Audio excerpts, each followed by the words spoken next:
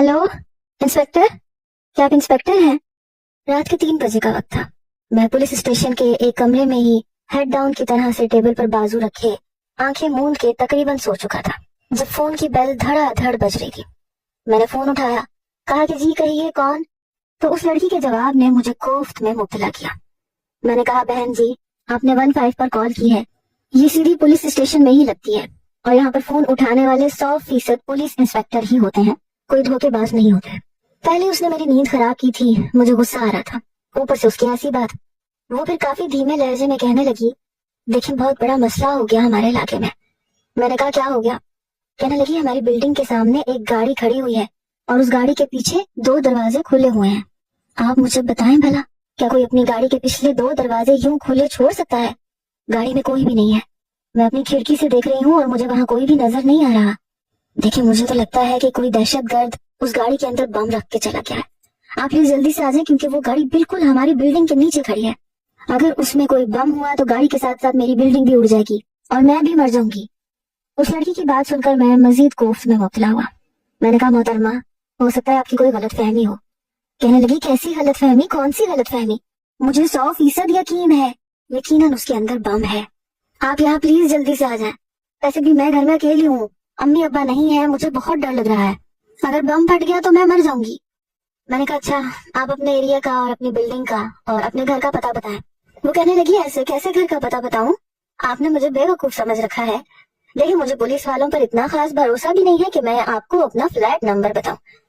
मेरा जी चाहा उस फोन का गला दबा दूं या उस लड़की का जो रात के 3 बजे मुझे पक्की नींद से जगाने के बाद ऑल फॉल बके जा रही थी। मैंने कहा, देखिए ना तो मुझे आपसे कोई दिलचस्पी है ना आपके फ्लैट नंबर से।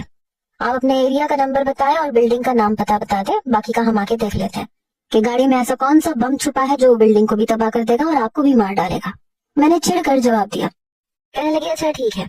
उसने एरिया का नाम बताया, गली नंबर बताई, बिल्डिंग का नाम भी बता दिया। मजबूरन मुझे भी गूगल स्टाफ के साथ जाना पड़ा। वहाँ वाकई एक गाड़ी खड़ी थी जिसके पिछले 2 दरवाजे थोड़े थोड़े खुले हुए थे। मैंने मशीन के जरिए से गाड़ी को चारों तरफ से देखा, कोई भी खतरे का अलार्म नहीं था, उसमें कोई ऐसा बम वम नहीं छुपा था। मेरे 2 एहलकार गाड़ी के अंदर से भी अच्छी तरह से तलाशी ले चुके थे। उस गाड़ी के अंदर से इंजन मौजूद नहीं था और काफी चीजें भी गायब थी। ऐसे लगता था जैसे किसी ने गाड़ी खोल के अपनी मतलूबा चीजें निकाल ली है और गाड़ी का एसी भी गायब था। बहरहाल ये भी नहीं पता था कि गाड़ी थी किसकी। मैंने 2 एहलकारों को बोला कि धक्का मारकर गाड़ी सामने के खाली प्लॉट में खड़ी कर दो। फिर मैंने उस इमारत को जांचती हुई नजर से देखना शुरू किया। वो 3 मंजिला इमारत थी, बाकी सब फ्लोर की लाइटें तो बुझी हुई थी। हाँ, तीसरे फ्लोर की लाइट जल रही थी और ऐसा लग रहा था कि कोई पर्दे की ओट से नीचे का सारा मंजर देख रहा है। मैं समझ गया कि ये वही लड़की होगी। रात के 3 बजे बजाय सोने के उसका तफ्तीशी दिमाग चल रहा था कि मोहल्ले में नया क्या हो रहा है। बहरहाल वो गाड़ी हम प्लॉट में खड़ी करके वापस अपने मोबाइल में बैठ के स्टेशन चले गए। 3 दिन के बाद फिर उस लड़की की कॉल आ गई। कहने लगी, वो हमारी जो सामने बिल्डिंग है ना, वहाँ पे 2 मियाँ बीवी बहुत लड़ रहे हैं। इंस्पेक्टर साहब वो अपनी बीवी को बहुत मार रहा है। मैंने कहा, आप कौन? कहने लगी, मैं वही ही जिसने 2 दिन पहले आपको कॉल की थी। वो याद नहीं? आपको गाड़ी का बताया था मैंने। मैंने कहा, जी वही गाड़ी जिसमें बम था और जिसने 10 मिनट के बाद हट जाना था और गाड़ी के साथ साथ पूरी इमारत भी तबाह हो जानी थी और आपके वालिदैन भी घर पे नहीं थे और आपको ये खतरा भी था कि कहीं आप भी मर ना जाए। आप वही मोहतरमा बात कर रही हैं। वो आगे से हंसने लगी, कहने लगी, जी जी मैं वही हूँ। मैंने सामने लगी घड़ी की तरफ नजर दौड़ाई। रात के 2 बज रहे थे। मैंने कहा, आप चौकीदारी की नौकरी पर फाइज हो क्या? मेरी बात सुन के कहने लगी, नहीं तो आप मुझे चौकीदार क्यों कह रहे हैं? मैं क्या आपको चौकीदार लगती हूँ? मैंने कहा, मुझे तो आप सिर्फ अहमक लगती हैं। मैंने कहा, आपको अपने घर में चैन नहीं है? आप पूरे मोहल्ले में रात के टाइम देखती रहती हैं कि किसके घर क्या हो रहा है। लड़ रहे हैं, मियाँ बीवी हैं, तो लड़ने दो, ठीक हो जाएंगे खुद ही। अगर मियाँ बीवी में से किसी को कोई मसला हुआ तो वो हमें खुद भी फोन कर सकते हैं ना। कहने लगी, वो कैसे कर सकते हैं? आप खुद सोचें, वो आपस में किसी चूहे बिल्ली की तरह लड़े जा रहे हैं। उनके पास इतना टाइम थोड़ी है कि आपको फोन करके बताए कि हम लड़ रहे हैं।